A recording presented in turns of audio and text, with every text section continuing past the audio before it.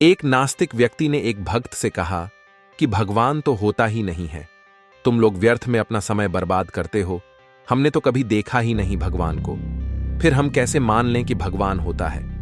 तब उस भक्त ने कहा कि भाई तुम मुझे एक गिलास दूध लाकर दो। उस नास्तिक व्यक्ति ने उसे एक गिलास दूध दे दिया। तब उस भगत ने कहा कि मैंने सुना है दूध में घी होता है, पर मुझे तो दिखाई ही नहीं दे रहा। तब उस नास्तिक व्यक्ति ने कहा कि हाँ, दूध में घी होता है, पर घी प्राप्त करने के लिए घी प्राप्ति की विधि होती है, उससे ही घी प्राप्त हो सकता है। तब उस भक्त ने कहा, वैसे ही परमात्मा प्राप्ति की भी विधि होती है, जो वेदों में वर्णित है, उससे ही परमात्मा प्राप्ति हो सकती है। पूर्व जन्मों के संबंधों के बिना वर्तमान जीवन में किसी से घनिष्ठ मित्रता असंभव है। यह एक सच्चाई है। जब आप किसी के साथ मित्रता का अनुभव करते हैं तो इसलिए कि आप उस आत्मा को पहले से जानते हैं। एक महात्मा ने एक दीवार पर बड़ा सा सफेद पेपर लगाया और मार्कर से उस पर एक काला डॉट लगा दिया। फिर सब लोगों से पूछा कि तुम्हें क्या दिख रहा है? सब लोग बोले, काला डॉट। तब महात्मा बोले, कमाल है, इतना बड़ा सफेद पेपर नजर नहीं आ रहा और छोटा सा काला डॉट नजर आ गया। यही हाल आज सभी का है। उन्हें किसी व्यक्ति की सारी जिंदगी की अच्छाई नजर नहीं आती, मगर उसकी छोटी सी बुराई तुरंत नजर आ जाती है। जीवन के 5 सत्य। 1. कोई फर्क नहीं पड़ता कि आप कितने खूबसूरत हैं, क्योंकि लंगूर और गोरिल्ला भी अपनी ओर लोगों का ध्यान आकर्षित कर लेते हैं। 2. कोई फर्क नहीं पड़ता कि आपका शरीर कितना विशाल और मजबूत है, क्योंकि श्मशान तक आप अपने आप को नहीं ले जा सकते। 3. आप कितने भी लंबे क्यों ना हो, मगर आने वाले कल को आप नहीं देख सकते। 4. कोई फर्क नहीं पड़ता कि आपकी त्वचा कितनी गोरी और चमकदार है, क्योंकि अंधेरे में रोशनी की जरूरत पड़ती ही है।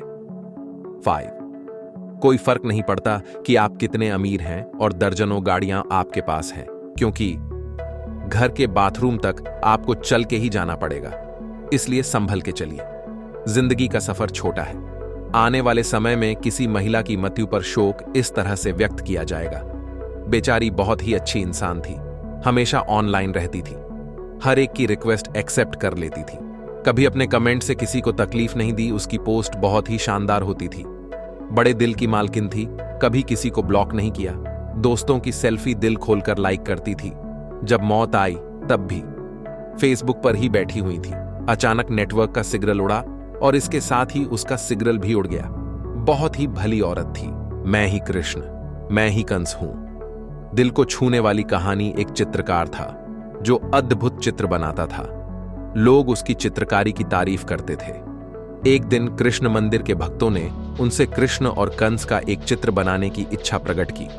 चित्रकार तैयार हो गया, आखिर भगवान का काम था, पर उसने कुछ शर्तें रखी। उसने कहा, कृष्ण के चित्र लिए नटखट बालक और कंस के लिए एक क्रूर भाव वाला व्यक्ति लाकर दे। मुझे योग्य पात्र चाहिए। अगर वे मिल जाए तो मैं आसानी से चित्र बना दूंगा। भक्त एक सुंदर बालक ले आए। चित्रकार ने उस बालक को सामने रख बाल कृष्ण का एक सुंदर चित्र बनाया।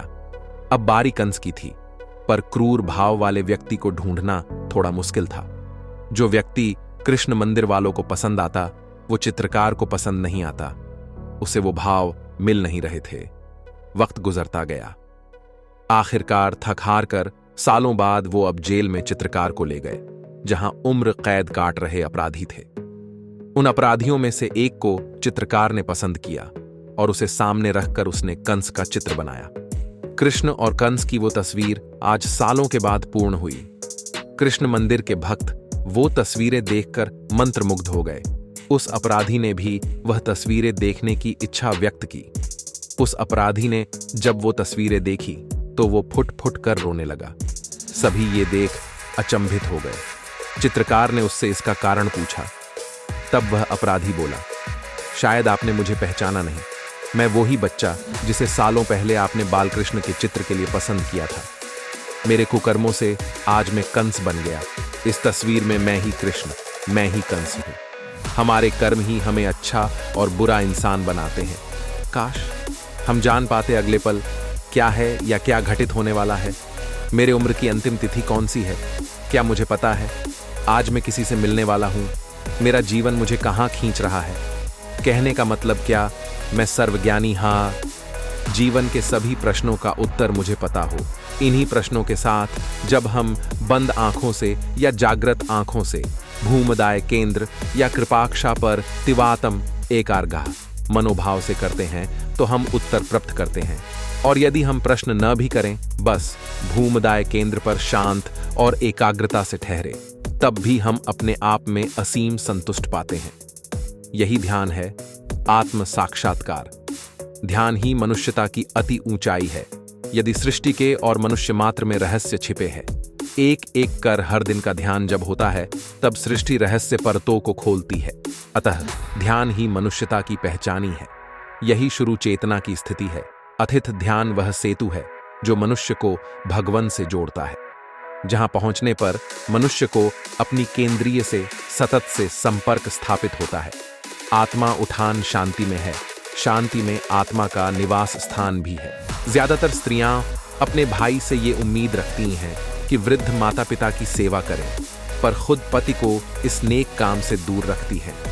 सत्य है और कड़वा भी।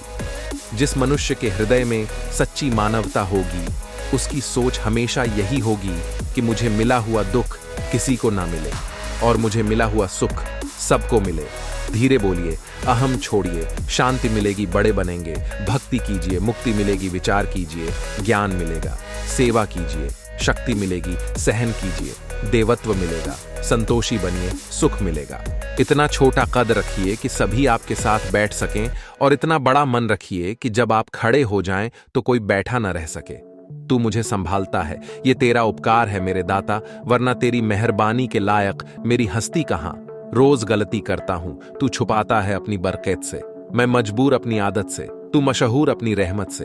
तू वैसा ही है जैसा मैं चाहता हूं, बस मुझे वैसा बना दे जैसा तू चाहता है। भगवान कब याद आते हैं? धर्मात्मा को हर समय, पापी को मृत्यु के समय, चोर को पकड़े जाने पर, गरीब को भूख लगने पर, धनी को बीमार हो जाने पर, कंजूस के पैसे खो जाने पर, किसान को वर्षा नहीं होने पर, मुसाफिर को ट्रेन छूट जाने पर, व्यापारी को नुकसान हो जाने पर, विद्यार्थी को परीक्षा फल के समय, राजनीतिज्ञ को चुनाव हार जाने पर, अफसर को रिश्वत लेते पकड़े जाने पर।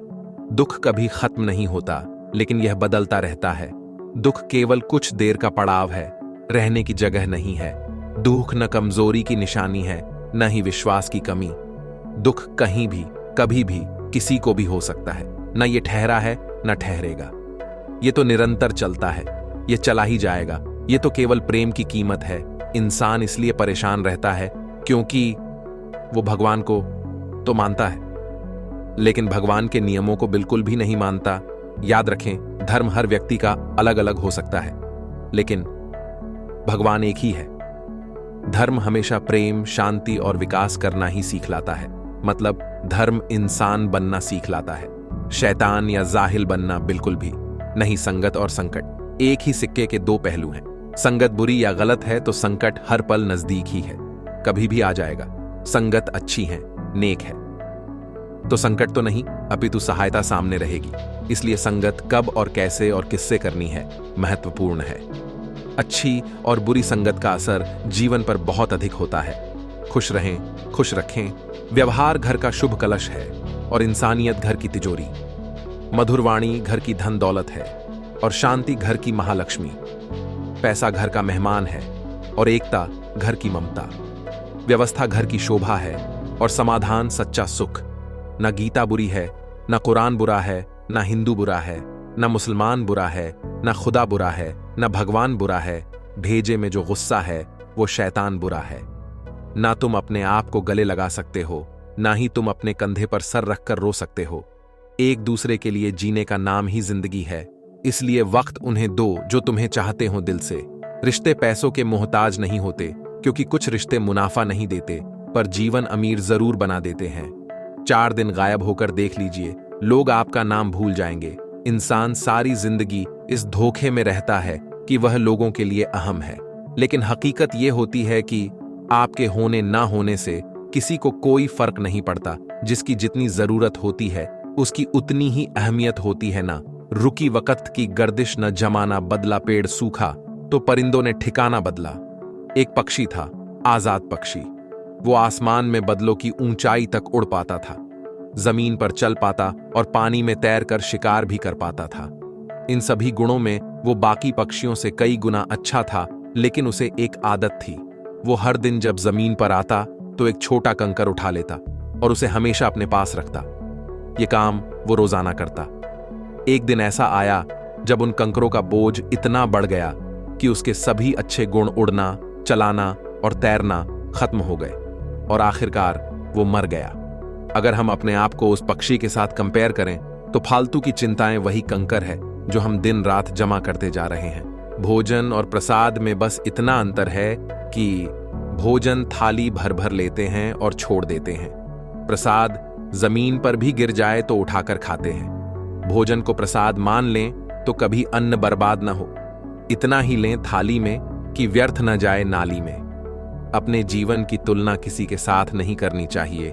सूर्य और चंद्रमा के बीच कोई तुलना नहीं है। जब जिसका वक्त आता है वह चमकता है।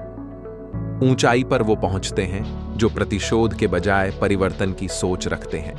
जिंदगी छोटी नहीं होती है, लोग जीना ही देरी से शुरू करते हैं। जब तक रास्ते समझ में आते हैं तब तक लौटने का वक्त हो जाता है। बस यही जिंदगी है। परमात्मा सभी को एक ही मिट्टी से बनाता है। बस फर्क इतना है कि कोई बाहर से खूबसूरत होता है तो कोई भीतर से। गलत आरोपों को लेकर चिंतित न रहें, बल्कि उसका सामना करें। याद रखिए, समय का ग्रहण तो चांद और सूर्य भी झेलते हैं। किसी को तुम दिल से चाहो और वो तुम्हारी कदर न करे तो ये उनकी बदनसीबी है, तुम्हारी नहीं। जन्म होने पर बंटने वाली मिठाई से शुरू हुआ जिंदगी का यह खेल श्राद्ध की खीर पर आकर खत्म हो जाता है। यही जीवन की मिठास है और बड़े दुर्भाग्य की बात है कि बंदा इन दोनों मौकों पर ये दोनों चीजें खा नहीं पाता। गरीबों में अच्छा वक्त आने की उम्मीद रहती है, लेकिन अमीरों को सदा बुरा वक्त आने का खौफ रहता है। भरोसा तो अपनी सांसों का भी नहीं है और हम इंसान पर करते हैं। एक बार सच और झूठ नदी में स्नान करने पहुंचे। दोनों ने अपने अपने कपड़े उतारकर नदी के तट पर रख दिए और झटपट नदी में कूद पड़े। सबसे पहले झूठ नहाकर नदी से बाहर आया और सच के कपड़े पहनकर चला गया। सच अभी भी नहा रहा था। जब वह स्नान कर बाहर निकला तो उसके कपड़े गायब थे। वहां तो झूठ के कपड़े पड़े थे। भला सच उसके कपड़े कैसे पहनता? कहते हैं तब से सच नंगा है और झूठ सच के कपड़े पहनकर सच के रूप में प्रतिष्ठित है। आप हवाई जहाज में बेफिक्र होकर बैठते हैं जबकि आप पायलट को जानते तक नहीं। आप जहाज में बेफिक्र होकर बैठते हैं जबकि आप कैप्टन को जानते तक नहीं। आप बस में भी बेफिक्र होकर सवारी करते हैं जबकि बस ड्राइवर को आप पहचानते तक नहीं। 6 ट्रेन में भी आप बेफिक्र होकर यात्रा करते हैं जबकि मोटरमैन को आप जानते तक नहीं। फिर जिंदगी में आप बेफिक्र होकर क्यों नहीं रहते जबकि आप जानते हैं कि जिंदगी चलाने वाला भगवान है। रोज सिर्फ इतना करो, गम को डिलीट, खुशी को सेव, रिश्तों को रिचार्जेड, दोस्ती को डाउनलोड, दुश्मनी को इरेज, सच को ब्रॉडकास्ट, झूठ को स्विच ऑफ, टेंशन को नॉट रीचेबल, प्यार इनकमिंग, नफरत की आउटगोइंग, हंसी को इनबॉक्स, आंसुओं को आउटबॉक्स, गुस्से को होल्ड, मुस्कान को सेंड, हेल्प को ओके, दिल को करो वाइब्रेट। फिर देखो जिंदगी का रिंगटोन कितना प्यारा बजता है। दिल में बुराई रखने से बेहतर है कि नाराजगी जाहिर कर दो। जहां दूसरों को समझाना कठिन हो वहां खुद को समझ लेना ही बेहतर है। खुश रहने का सीधा सा एक ही मंत्र है कि उम्मीद अपने आप में किसी खास से रखो, सभी से नहीं। गिले शिकवों का भी कोई अंत नहीं है साहिब। पत्थरों को शिकायत ये है कि पानी की मार से टूट रहे हैं हम, और पानी का गिला ये है कि पत्थर हमें खुलकर बहने नहीं देते हैं। स्त्री सब सह लेती है, सबसे ज्यादा दर्द बर्दाश्त करने की क्षमता भी उसी में है। बचपन में भेदभाव, ससुराल में उलाहने सहने के बाद भी नहीं टूटती। बस टूटती सिर्फ एक वजह से है कि जिस हम सफर के लिए वह सब त्याग कर आई, एक वही उसे समझ नहीं पाता। शुक्रिया उन लोगों का जो मुझसे नफरत करते हैं, क्योंकि उन्होंने मुझे मजबूत बनाया। शुक्रिया उन लोगों का जो मुझसे प्यार करते हैं, क्योंकि उन्होंने मेरा दिल बड़ा कर दिया। शुक्रिया उन लोगों का जो मेरे लिए परेशान हुए और मुझे बताया कि वो मेरा बहुत ख्याल रखते हैं। शुक्रिया उन लोगों का जिन्होंने मुझे अपना बना के छोड़ दिया और एहसास दिलाया कि दुनिया में हर चीज आखिरी नहीं। शुक्रिया उन लोगों का जो मेरी जिंदगी में शामिल हुए और मुझे ऐसा बना दिया जैसा सोचा भी न था। शुक्रिया सबसे ज्यादा मेरे रब का जिसने हालात का सामना करने की हिम्मत दी। जीवन का आरंभ अपने रोने से होता है और जीवन का अंत दूसरों के रोने से। इस आरंभ और अंत के बीच का समय भरपूर हास्य और प्रेम भरा हो। यही हम ईश्वर से प्रार्थना करते हैं, स्वयं को ऐसा बनाओ जहां तुम हो, वहां तुम्हें सब प्यार करें, जहां से तुम चले जाओ, वहां तुम्हें सब याद करें, जहां तुम पहुंचने वाले हो, वहां सब तुम्हारा इंतजार करें। जिंदगी कभी भी किसी की भी आसान नहीं होती, इसे आसान बनाना पड़ता है। कुछ नजरअंदाज करके, कुछ बर्दाश्त करके, कुछ मेहनत करके और कुछ सही समय पर सही फैसले करके आपका हर पल सुंदर हो। जहां हमारा स्वार्थ समाप्त होता है वहीं से हमारी इंसानियत आरंभ होती है। लोग कहते हैं कि आदमी को अमीर होना चाहिए और गांव के बुजुर्गों का कहना है कि आदमी का ज़मीर होना चाहिए। चित्र ही नहीं, चरित्र भी सुंदर हो, भवन ही नहीं, भावना भी सुंदर हो, साधन ही नहीं, साधना भी सुंदर हो, दृष्टि ही नहीं, दृष्टिकोण भी सुंदर हो। आप एक पत्थर लीजिए और उसे कुत्ते को मारिए, आप देखेंगे कि कुत्ता डर कर भाग जाएगा। अब फिर वही पत्थर लीजिए और उसे मधुमक्खी के छत्ते पर दे मारिए, फिर देखिएगा कि आपका क्या हाल करती है मधुमक्खियां। पत्थर वही है और आप भी वही हैं, बस फर्क इतना सा है कि कुत्ता अकेला था और मधुमक्खियां समूह में। एकजुटता, एकता में ही शक्ति है। अगर हम एकजुट नहीं हुए तो ना तो हमारा देश बदलेगा और ना ही हमारा अपना समाज और ना हम। यदि कोई हमारे विश्वास को तोड़े तो हमें उसका भी धन्यवाद करना चाहिए, क्योंकि वह हमें सिखाता है कि विश्वास बहुत सोच समझकर करना चाहिए। ढूंढने पर वही मिलता है जो खो गया हो, कभी वो नहीं मिलता जो बदल गया हो। मेरे मन तू क्यों रोता है, जो लिखा है वही होता है। रास्ते 10 और खुलते हैं जब एक बंद होता है। जिन पेड़ों पर फल नहीं होते, क्या वहां चिड़ियों का बसेरा नहीं होता है? हिम्मत हारने से तुझे क्या मिलेगा, रात के बाद ही तो सवेरा होता है। कितनी भी उड़ान भर ले आसमान में, मिलना तो सबको जमीन पर होता है। मत मायूस हो दुनिया के सितम खुद पर पाकर, सुना है जिसका कोई नहीं उसका खुदा होता है। एक बात सदा याद रखना दोस्त, सुख में सब मिलते हैं लेकिन दुख में सिर्फ भगवान मिलते हैं। भगवान श्री कृष्ण ने कहा है कि कोई किसी के पास 3 ही परिस्थितियों में जाता है, 1 भाव में, 2 अभाव में, 3 प्रभाव में। इसलिए आपके पास जब भी कोई आए तो उसे पूरा सम्मान दें। पता नहीं वह किस स्थिति में आपके पास आया है। 1 भाव से आया है तो बस प्रेम चाहिए, 2 अभाव में आया है तो मदद चाहिए और आपको सक्षम समझकर आया है, 3 प्रभाव में आया है तो आपको अभिमान होना चाहिए कि आप इस हेतु स्वयं सक्षम हैं, तो उसका तिरस्कार न करें। किस्मत की एक आदत है कि वो पलटती जरूर है और जब पलटती है तब पलट कर रख देती है। इसलिए अच्छे दिनों में अहंकार न करो और खराब समय में थोड़ा सब्र करो। जीवन एक प्रतिध्वनि है, यहां सब कुछ वापस लौट कर आ जाता है, अच्छा, बुरा, झूठ, सच। अतः दुनिया को आप सबसे अच्छा देने का प्रयास करें और निश्चित ही सबसे अच्छा आपके पास वापस आएगा। आजकल लिखा होता है, आप कैमरे की नजर में है। ये पढ़ते ही व्यक्ति होशियार हो जाता है और गलत काम करने से परहेज करता है, जबकि ये इंसान द्वारा बनाया एक उपकरण मात्र है। हम भूल जाते हैं कि हम हर समय ईश्वर की नजर में है और वहां की नजर न खराब होती है, न बंद होती है, न किसी के नियंत्रण में होती है। यानी बचने का कोई तरीका नहीं है। ध्यान रहे, आप हमेशा ईश्वर की नजर में हैं। जिंदगी में 2 चीजें हमेशा टूटने के लिए होती हैं, सांस और साथ। सांस टूटने से इंसान एक ही बार मरता है, पर किसी का साथ टूटने से इंसान पल पल मरता है। इच्छा पूरी नहीं होती तो क्रोध बढ़ता है और इच्छा पूरी होती है तो लोभ बढ़ता है। इसलिए जीवन की हर स्थिति में धैर्य बनाए रखना ही श्रेष्ठता है। याद रखें, आपका अधिकांश तनाव, क्रोध, चिंता आपके प्रतिक्रिया करने के तरीके से आता है, न कि जीवन के तरीके से। अपने दृष्टिकोण को, अपने रवैये को समायोजित करके सुधार करने मात्र से सारा ही तनाव दूर हो जाएगा। तनाव मुक्त, क्रोध मुक्त और सादगी और सेवा भाव जीवन की बाधाओं को कम करता है। दृष्टि बदलने से ही सृष्टि बदलती है। माना दुनिया बुरी है, सब जगह धोखा। लेकिन हम तो अच्छे बने, हमें किसने रोका है? कभी किसी को जीते जी भी कंधा दे दीजिए। जरूरी नहीं हर रस्म मौत के बाद ही निभाई जाए। क्या आपको पता है, क्रोध का पूरा खानदान है।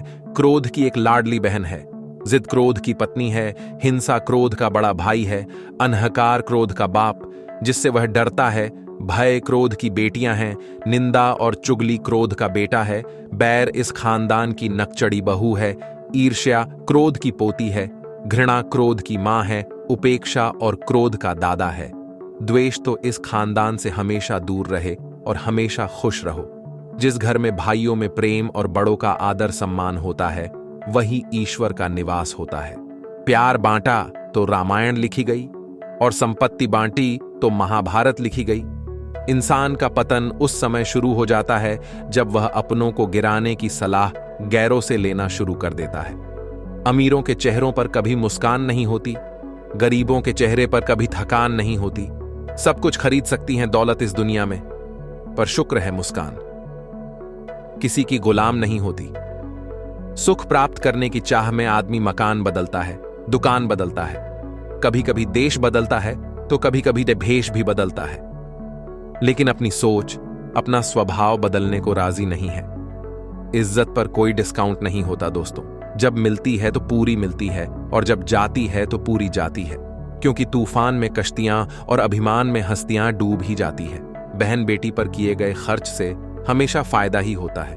बहनें हमसे चंद पैसे लेने नहीं, बल्कि हमें बेशकीमती दुआएं देने आती हैं, हमारी बलाओं को टालने आती है, अपने भाई भाभी व परिवार को मोहब्बत भरी नजर से देखने आती है। मायका एक बेटी के लिए माया जाल की तरह होता है, वह मरते दम तक इसे नहीं भूला पाती। बाबुल का घर और बचपन की यादें शायद ही कोई बेटी भुला पाती होगी।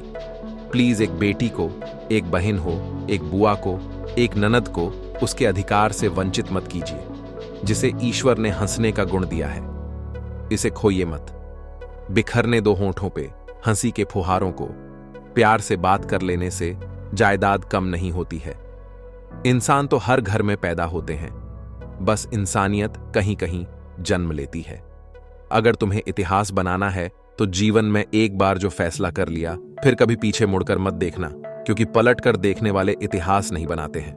दुख में स्वयं की एक अंगुली आंसू पोंछती है और सुख में 2 अंगुलियां ताली बजाती है। जब स्वयं का शरीर ही ऐसा करता है तो दुनिया से गिला शिकवा क्या करना। दुनियाओं की सबसे अच्छी किताब हम स्वयं हैं, खुद को समझ लीजिए, सब समस्याओं का समाधान हो जाएगा। जब पैसा नहीं होता है तो सब्जियां पकाकर खाते हैं, जब पैसा आ जाता है तो सब्जियां कच्ची खानी पड़ती है। जब पैसा नहीं होता है तो मंदिर में भगवान के दर्शन करने जाता है, जब पैसा आ जाता है तो इंसान मंदिर घूमने जाता है। जब पैसा नहीं होता तो नींद से जगाना पड़ता है, जब पैसा आ जाता है तो नींद की गोलियां देकर सुलाना पड़ता है। उदय किसी का भी अचानक नहीं होता, सूर्य भी धीरे धीरे निकलता है और ऊपर उठता है। धैर्य और तपस्या जिसमें है वही संसार को प्रकाशित कर सकता है। जीवन में प्रसन्न व्यक्ति वह है जो स्वयं का मूल्यांकन करता है। दुखी व्यक्ति वह है जो सिर्फ दूसरों का मूल्यांकन करता है। हमेशा इन ब्रांडेड चीजों का ही प्रयोग करें। होठों के लिए सत्य, आवाज के लिए प्रार्थना, आंखों के लिए दया, हाथों के लिए दान, हृदय के लिए प्रेम, चेहरे के लिए हंसी और बड़ा बनने के लिए माफी। अच्छा कार्य निरंतर करते रहिए। कोई आपका सम्मान करे या अपमान, परंतु ईश्वर तो आपका सम्मान जरूर करेंगे। औलाद न होना इंसान के लिए एक दुख है। औलाद होकर कामयाब न होना उससे बड़ा दुख है। औलाद का कामयाब होने के बाद बर्बाद होना सबसे बड़ा दुख है। पहली नमस्ते परमात्मा को जिन्होंने हमें बनाया है। दूसरी नमस्ते माता पिता को जिन्होंने हमें अपनी गोद में खिलाया है। तीसरी नमस्ते गुरुओं को जिन्होंने हमको वेद और ज्ञान सिखाया है। चौथी और सबसे महत्वपूर्ण नमस्ते आपको जिन्होंने हमें अपने साथ जुड़े रहने का मौका दिया है। ईश्वर की तरफ से मिलने वाला हर एक पुष्प अगर वरदान है तो हर एक कांटा भी वरदान ही समझो। मतलब अगर आज मिले सुख से आप खुश हो तो कभी अगर कोई दुख, विपदा, अड़चन आ जाए तो घबराना नहीं। क्या पता वो अगले किसी सुख की तैयारी हो। वक्त हंसाता है, वक्त रुलाता है, वक्त ही बहुत कुछ सिखाता है। वक्त की कीमत जो पहचान ले वही मंजिल को पाता है, खो देता है जो वक्त को जीवन भर पछताता है। क्योंकि गुजरा हुआ वक्त कभी लौट किसी के बुरे वक्त में उसका हाथ पकड़ो, सहारा दो और उसे हिम्मत दो। क्योंकि बुरा वक्त तो थोड़े समय में चला जाएगा, लेकिन वो आपको दुआ जिंदगी भर देता रहेगा। कर नहीं आता है, भगवान कहते हैं। कोई तुम्हारे बारे में बुरा सोचता तो यह उसके कर्मों में लिखा जाएगा। तुम क्यों किसी के बारे में बुरा सोचकर अपना वक्त और कर्म खराब करते हो? सत्संग एक ठंडक है जो तपते मन को शांत करता है। सत्संग एक मिठास है जो कड़वी वाणी को मीठा बनाता है। सत्संग एक संतोष, सब्र है जो लोभ लालच को बढ़ने नहीं देता। सत्संग एक ऐसा सत्य है जो झूठे इंसान को भी सत्य के मार्ग पर ले जाता है। सारे दुख, निराश, अशांति की एक अचूक दवा है। इंसान दुनिया में 3 चीजों के लिए मेहनत करता है। 1, मेरा नाम ऊंचा हो। 2, मेरा लिबास अच्छा हो। 3, मेरा मकान खूबसूरत हो। लेकिन इंसान के मरते ही भगवान उसकी तीनों चीजें सबसे पहले बदल देता है। 1, नाम, ईश, स्वर्गीय। 2, लिबास, लीश, कफन। 3, मकान, ऐश, श्मशान। जीवन की कड़वी सच्चाई जिसे हम समझना नहीं चाहते। पैर की मोच और छोटी सोच हमें आगे बढ़ने नहीं देती। टूटी कलम और औरों से जलन खुद का भाग्य लिखने नहीं देती। काम का आलस और पैसों का लालच हमें महान बनने नहीं देता। अपना मजहब ऊंचा और गैरों का ऊंचा, ये सोच हमें इंसान बनने नहीं देती। दुनिया में दान जैसी कोई संपत्ति नहीं, लालच जैसा कोई और रोग नहीं, अच्छे स्वभाव जैसा कोई आभूषण नहीं और संतोष जैसा और कोई सुख नहीं। जीना, इसी का नाम। शरीर को चंगा रखो, दिमाग को ठंडा रखो, जेब को गर्म रखो, आंखों में शर्म रखो, जुबान को नरम रखो, दिल में रहम रखो, क्रोध पर लगाम रखो, व्यवहार को साफ रखो, होठों पर मुस्कुराहट रखो। फिर स्वर्ग में जाने की क्या जरूरत? यही स्वर्ग है। स्वस्थ रहो, व्यस्त रहो, मस्त रहो, सदा खुश रहो। पैसा सब कुछ है, लेकिन कुछ भी नहीं। आप रोटी खरीद सकते हैं, भूख नहीं। आप बिस्तर खरीद सकते हैं, नींद नहीं। सब कुछ खरीद सकते हैं, इज्जत नहीं। सबसे बड़ी और महत्वपूर्ण बात, सब कुछ खरीदने के बाद भी जो आप नहीं खरीद सकते हैं वो है लक्ष्मी। अगर मेहनत से मिलती तो बेटा मजदूरों के पास क्यों नहीं? बुद्धि से मिलती तो चालाक और चतुरों को दर के पास क्यों नहीं? ताकत से मिलती तो बोटिकेटे पहलवानों के पास क्यों नहीं? लक्ष्मी सिर्फ पुण्य से मिलती है, और पुण्य केवल धर्म, कर्म, निःस्वार्थ सेवा से ही मिलता है। जरा सोचिए, क्रोध बुद्धि को खा जाता है, अहंकार ज्ञान को खा जाता है, चिंता आयु को खा जाती है, लोभ ईमान को खा जाता है, रिश्वत इंसाफ को खा जाती है, याचना स्वाभिमान को खा जाता है, पाप मनुष्यता को खा जाता है, प्रायश्चित पाप को खा जाता है। स्त्री के बगैर पुरुष की जिंदगी बेकार है। उसे हमेशा एक स्त्री का साथ चाहिए, फिर वो चाहे मंदिर हो या संसार। मंदिर में कृष्ण के साथ, राधा राम के साथ, सीता शंकर के साथ। पार्वती सुबह से रात तक मनुष्य को अपने हर काम में एक स्त्री की आवश्यकता होती ही है। पढ़ते समय विद्या, फिर लक्ष्मी और अंत में शांति। दिन की शुरुआत उषा के साथ, दिन की समाप्ति संध्या से होती है। किंतु काम तो अन्नपूर्णा के लिए ही करना है। 3 चीजें किसी की प्रतीक्षा नहीं करती। समय, मृत्यु, ग्राहक। 3 चीजें भाई भाई को दुश्मन बनाती हैं। झरझोरू जमीन। 3 चीजें याद रखना जरूरी है। सच्चाई, कर्तव्य, मौत। 3 चीजें जीवन में एक बार ही मिलती हैं। माँ बाप, जवानी। 3 चीजें कोई दूसरा चुरा नहीं सकता। अक्ल, चरित्र, हुनर। 3 चीजें निकल कर वापस नहीं आती। तीर कमान से बात, जबान से प्राण, शरीर से ऐस। 3 चीजें पर्दे योग्य हैं। धन, स्त्री, भोजन। इन तीनों का सम्मान करो। माता पिता, गुरु। किसी के सुख का कारण बनो, भागीदार नहीं, और दुख में भागीदार बनो, कारण नहीं। समर्थन और विरोध केवल विचारों का होना चाहिए, किसी व्यक्ति का नहीं। क्योंकि अच्छा व्यक्ति भी गलत विचार रख सकता है, और किसी बुरे व्यक्ति का भी कोई विचार सही हो सकता है।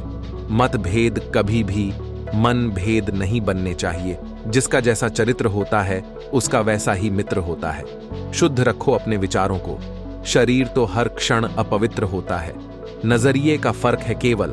नजर काबू में और नजरिया साफ रखो। जैसे फूलों में भी कीड़े पाए जाते हैं और पत्थरों में भी हीरे पाए जाते हैं। बस अच्छाई देखने की कोशिश करो तो नर में भी नारायण पाए जाते हैं। मैं आपके संपर्क में हूं, शायद ये मेरा भाग्य है, और आप जैसे लोग मेरे साथ हैं, शायद ये मेरा सौभाग्य है। 4 से विवाद मत करो। 1 मूर्ख से, 2 पागल से, 3 गुरु से, और 4 माता पिता से। 4 में शर्म नहीं करना। वेट पुराने कपड़ों में। 2 गरीब साथियों में। 3 बूढ़े माता पिता में। 4 सादे रहन सहन में। 4 दुर्लभ गुण। 1 धन के साथ पवित्रता। 2 दान के साथ विनय। 3 वीरता के साथ दया। 4 अधिकार के साथ सेवा भाव। 4 से 4 भाग जाते हैं। पवित्र विशेष पवित्र रिश्ता। 1 देव गुरु दर्शन से दरिद्रता। 2 भगवान की वाणी से पाप। 3 जागते रहने से चोर। 4 मौन रहने से क्रोध। धन तभी सार्थक है जब धर्म भी साथ हो। सुंदरता तभी सार्थक है जब चरित्र भी शुद्ध हो। संपत्ति तभी सार्थक है जब स्वास्थ्य भी अच्छा हो। बुद्धिमता तभी सार्थक है जब विवेक भी साथ हो। परिवार का होना भी तब सार्थक जब उसमें प्यार और विश्वास हो। देवस्थान गमन तभी सार्थक है जब हृदय में भाव हो। जो सम्मान से कभी गर्वित नहीं होते, अपमान से क्रोधित नहीं होते, और क्रोधित होकर भी जो कभी कठोर नहीं बोलते हैं, वास्तव में ऐसे व्यक्ति ही सबसे श्रेष्ठ होते हैं। मन से ज्यादा उपजाऊ जगह कोई नहीं है, क्योंकि वहां जो भी कुछ बोया जाए बढ़ता जरूर है, चाहे वह विचार हो, नफरत हो या फिर प्यार हो। एक मंदिर में बहुत ही सुंदर बात लिखी थी, अगर आपका मन गंदा है तो मंदिर में जरूर आएं, क्योंकि बच्चे कीचड़ में गिरने के बाद अपने माँ बाप के पास ही जाते हैं। दुनिया का सबसे अच्छा तोहफा वक्त है, क्योंकि जब आप किसी को अपना वक्त देते हैं तो आप उसे अपनी जिंदगी का वह पल देते हैं जो कभी लौट कर नहीं आता। किसी भी व्यक्ति की सहनशीलता एक खिंचे हुए धागे की तरह होती है। एक सीमा से अधिक खिंचे जाने पर उसका ढूंढना तय है। न किसी को नाराज करके जियो, न किसी से नाराज होकर जियो। जिंदगी बस कुछ हसीन लम्हों की है। सबको खुश रखो और सबसे खुश होकर जियो। मीठे शब्द और अच्छा व्यवहार ही इंसान को बादशाह बना देते हैं। केवल पैसों से आदमी धनवान नहीं होता। असली धनवान वह है जिसके पास अच्छी सोच, मधुर व्यवहार, सुंदर विचार और बहुत ही अच्छे मित्र होते हैं। संपत्ति हमेशा किसी के लिए भी मित्र नहीं होती, लेकिन मित्र हमेशा सबके लिए संपत्ति होते हैं। जो आपको सम्मान दे उसी को सम्मान दीजिए। हैसियत देखकर सर झुकाना कायरता का लक्षण है। एक लड़की ने एक बुजुर्ग से पूछा, सच्चा प्यार बहुतों को नसीब नहीं होता, इसमें हकीकत क्या है? बुजुर्ग ने कहा, जाओ फूलों के बाग में जो सबसे खूबसूरत फूल हो उसे ले आओ। लड़की दूसरे दिन वापस आई और बोली, मैं कई फूल देखती रही, एक फूल सबसे खूबसूरत था, पर मैं उससे बेहतर की तलाश में आगे चली गई, लेकिन कोई फूल प्यारा न लगा। जब लौट कर आई तो देखा उसे कोई और तोड़ चुका था। तब बुजुर्ग ने कहा, यही प्यार ही हकीकत है। जो सामने होता है उसकी कदर नहीं होती, और जब वापस लौटो तो वो भी नहीं मिलता। इसीलिए सच्चा प्यार बहुतों को नसीब नहीं होता। ईश्वर सिर्फ मिलाने का काम करता है। संबंधों में नजदीकियां और दूरियां बढ़ाने का काम मनुष्य स्वयं करता है। मनुष्य साधन से नहीं, साधना से महान बनता है। भवन से नहीं, भावना से महान बनता है। उच्चारण से नहीं, उच्च आचरण से महान बनता है। जहां पेड़ और पानी साथ हो वहां हरियाली अपने आप आ जाती है। जीवन भी यही है। जहां मन की सरलता और परिवार के संस्कार हों वहां जिंदगी में हरियाली आती है। किसके पैर नहीं छूने चाहिए? 1 ध्यान या पूजा करते हुए व्यक्ति का चरण स्पर्श नहीं करना चाहिए। 2 मंदिर में मूर्ति के सामने किसी के चरण स्पर्श नहीं करना चाहिए। 3 सोने की अवस्था में चरण स्पर्श करना वर्जित माना गया है। 4 श्मशान से लौटते हुए व्यक्ति के चरण स्पर्श करना वर्जित माना गया है। 5 कुकर्म करने वाले के कभी भी चरण स्पर्श नहीं करना चाहिए, क्योंकि उसका दुष्प्रभाव पैर छूने वाले पर पड़ेगा। 6 अपनी पत्नी के चरण स्पर्श नहीं करने चाहिए। हर पिता के भाग्य में बेटी नहीं होती। राजा दशरथ जब अपने 4 बेटों की बारात लेकर राजा जनक के द्वार पर पहुंचे तो राजा जनक ने सम्मानपूर्वक बारात का स्वागत किया। तभी दशरथ जी ने आगे बढ़कर जनक जी के चरण छू लिए। चौंक कर जनक जी ने दशरथ जी को थाम लिया और कहा, महाराज आप बड़े हैं, वर पक्ष वाले हैं, ये उलटी गंगा कैसे बहा रहे हैं? इस पर दशरथ जी ने बड़ी सुंदर बात कही। महाराज, आप दाता हैं, कन्यादान कर रहे हैं। मैं तो याचक हूं, आपके द्वारा कन्या लेने आया हूं। अब आप ही बताइए, दाता और याचक में कौन बड़ा है? यह सुनकर जनक जी के नेत्रों से अश्रुधारा बह निकली। भाग्यशाली है वो जिनके घर होती है बेटियां। हर बेटी के भाग्य में पिता होता है, लेकिन हर पिता के भाग्य में बेटी नहीं होती। जिस दिन तुम हमें बूढ़ा देखो तब सब्र करना और हमें समझने की कोशिश करना। जब हम कोई बात भूल जाए तो हम पर गुस्सा ना करना और अपना बचपन याद करना। जब हम बीमार हो जाएं तो वो दिन याद करके हम पर अपने पैसे खर्च करना, जब हम तुम्हारी ख्वाहिशें पूरी करने के लिए अपनी ख्वाहिशें कुर्बान करते थे। जब हम बूढ़े होकर चल ना पाए तो हमारा सहारा बनना और अपना पहला कदम याद करना।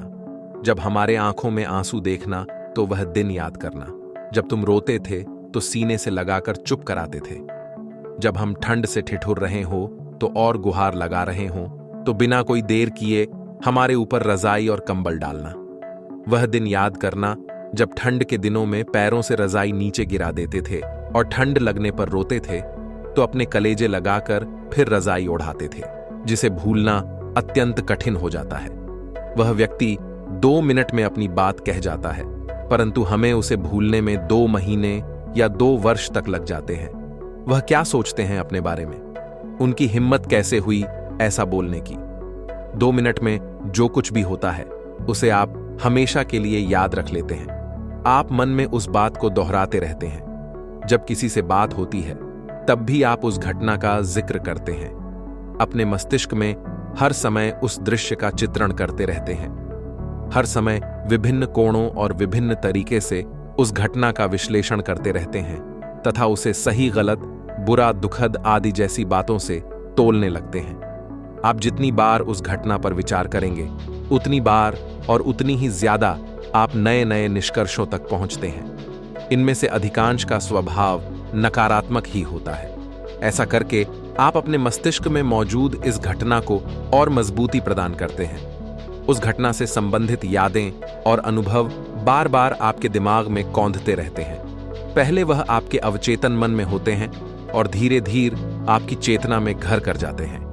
ऐसी स्थिति में वर्षों बाद भी आपको उनके द्वारा कही गई बातें याद रहती हैं, जबकि जिस व्यक्ति ने वह बात कही थी वह तो कब का उस घटना को भूलकर आगे बढ़ चुका है। यह कुछ ऐसा है जैसे आपका पड़ोसी अपने घर का कूड़ा अपने घर से निकालकर आपके घर फेंक कर भूल जाता है कि उसने कुछ किया था। अब उस कूड़े को साफ करने की जिम्मेदारी आपकी है।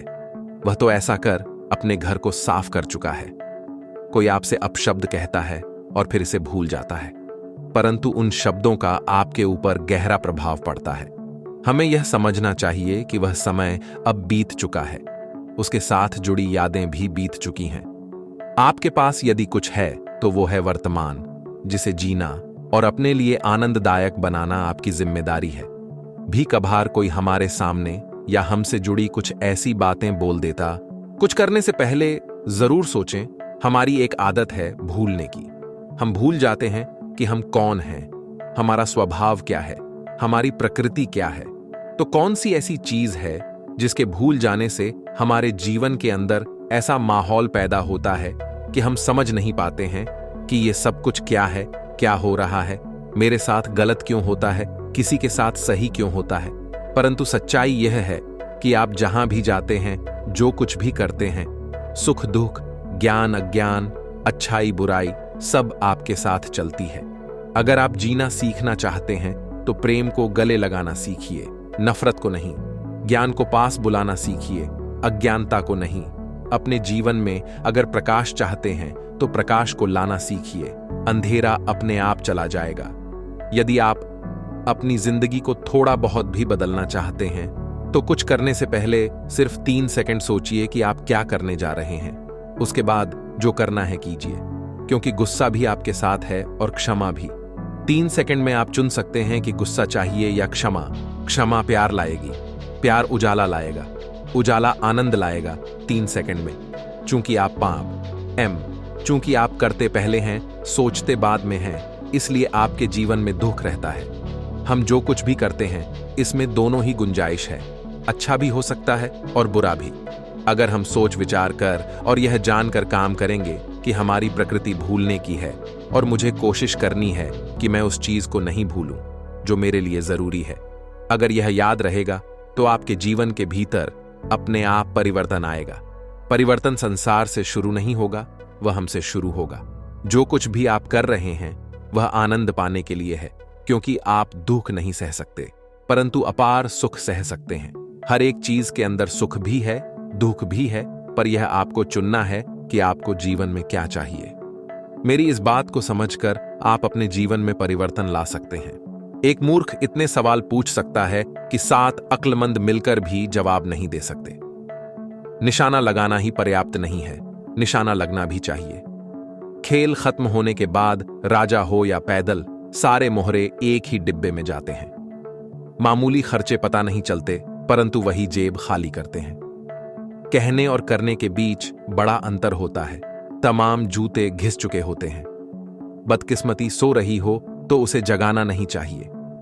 मोमबत्ती के उजाले में चेहरा देखकर न शादी का निर्णय करो न ही कपड़ा चुनो। ख्याल रहे, पुराना झगड़ा आसानी से ताजा हो जाता है। अगर किसी योजना को परिस्थिति अनुसार बदला नहीं जा सकता तो फिर वह बुरी योजना है। लंबी उम्मीद के बाद दिया गया उपहार वास्तव में दिया नहीं, बेचा जाता है।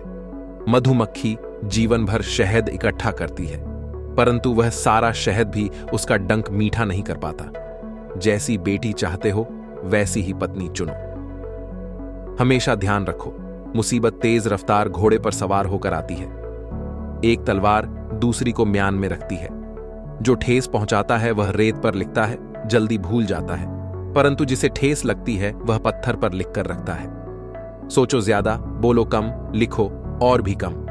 घर जल रहा है, कुछ कर नहीं सकते तो आग ही ताप लो। बुरी परिस्थिति में भी लाभ खोज लेने की दृष्टि रखो। 20 पैसे उधार देने से अच्छा है 1 पैसा दान देना। यह जगत कर्म प्रधान है। हम अच्छे बुरे जैसे भी कर्म करते हैं उसका फल अंततः हमें ही भोगना पड़ता है। अच्छे कर्म, शुभ कर्म, पुण्य कर्म से हमें सुख प्राप्त होता है और बुरे कर्म, अशुभ कर्म, पाप कर्म से दुख मिलता है। इसका अर्थ यह हुआ कि कर्म ही हमारे सुख और दुख का कारण है। सुख और दुख हमारे कर्मों का परिणाम एवं प्रतिफल है। ब्रह्मांड में ऐसी कोई शक्ति नहीं जो हमें हमारे पुण्य कर्मों के सुफल से वंचित कर सके। उसी प्रकार यदि हमने बुरे कर्म किए हैं तो वे हमारा पीछा करते रहेंगे और उन कर्मों के परिणामों को भोगना हमारी नियति होगी। जैसे दीवार पर फेंकी गई गेंद लौटकर फेंकने वाले की ओर आती है, उसी प्रकार हमारे द्वारा किए गए कर्म हमारी ओर लौट आते हैं। वस्तुतः कर्म प्रतिक्रियाशील हैं। हम किसी भी प्रकार का कर्म करते समय भले ही अकेले रहे हों, किंतु सर्वव्यापी परमात्मा की उपस्थिति वहां भी होती है। हमारे भीतर परमात्मा का अंश यानी हमारा आत्मा भी उस कर्म का साक्षी होता है। यही कारण है कि हम बुरे कर्म करते समय दुनिया की दृष्टि में भले ही अच्छे बने रहें, पर हमारे भीतर से अंतरात्मा की आवाज हमें आईना दिखाती रहती है। भला उससे हम कोई चीज कैसे छिपा सकते हैं?